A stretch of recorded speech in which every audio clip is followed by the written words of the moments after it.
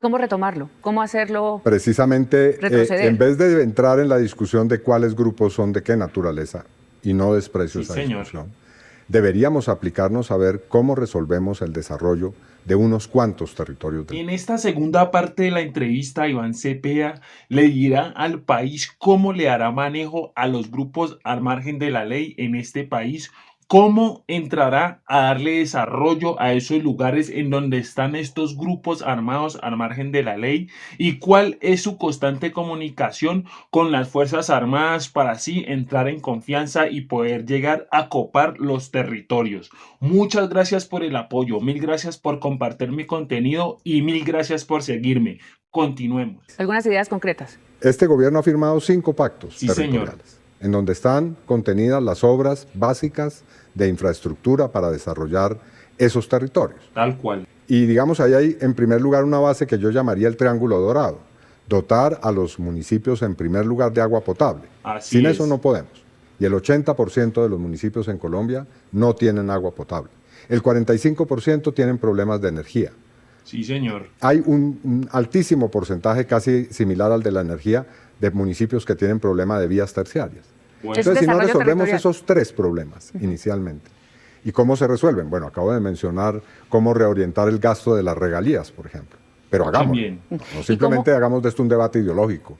Concentrémonos a que los recursos de las regalías, el 80% estén dedicados, por ejemplo, a dotar de agua a los municipios del país. Como podemos ver, el candidato tiene pleno conocimiento del país, no como otros candidatos que les preguntan y empiezan a divulgar.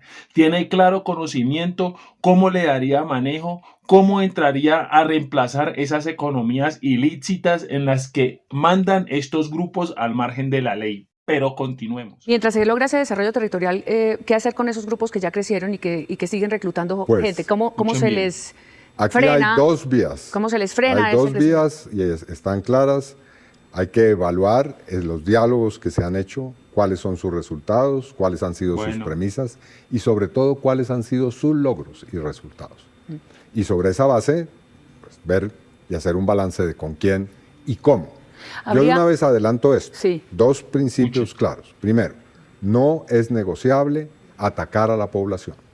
Sí, No se señor. puede seguir matando líderes La sociales. bomba del Cauca. No se puede Tal cual. seguir atentando contra la población civil como lo que se ha hecho con este acto terrorista contra el pueblo Nasa en el Cauca. Sí, y no se señor. puede seguir excusándose en que los diálogos son complejos, que hay que abordar todos los problemas estructurales para que no haya resultados. Con el ELN, Bueno. usted y yo lo sabemos, llevamos décadas en eso.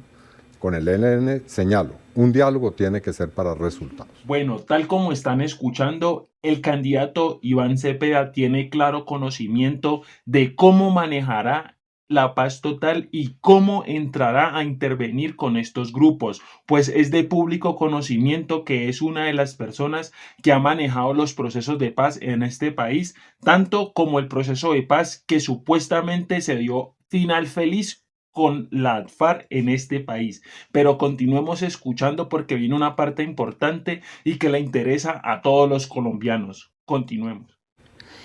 Pues el ELN será uno de los temas que seguramente va a gravitar en estas elecciones, porque además, pero quisiera profundizar en eso. Hay muchas cosas que mencionar. Las fuerzas militares, por ejemplo, retomar Ojo a esto. lo que se llama la fuerza operacional, la capacidad operacional, el recurso para que hoy día sean mucho más efectivas. Eso entraría también, por ejemplo, dentro de un acuerdo nacional o dentro del acuerdo fiscal, porque ¿de dónde saldría No, las fuerzas el dinero militares para...? tienen hoy un presupuesto que ha crecido y tienen señor. capacidad operacional. En Tal Colombia cual. hay un combate cada 20 horas.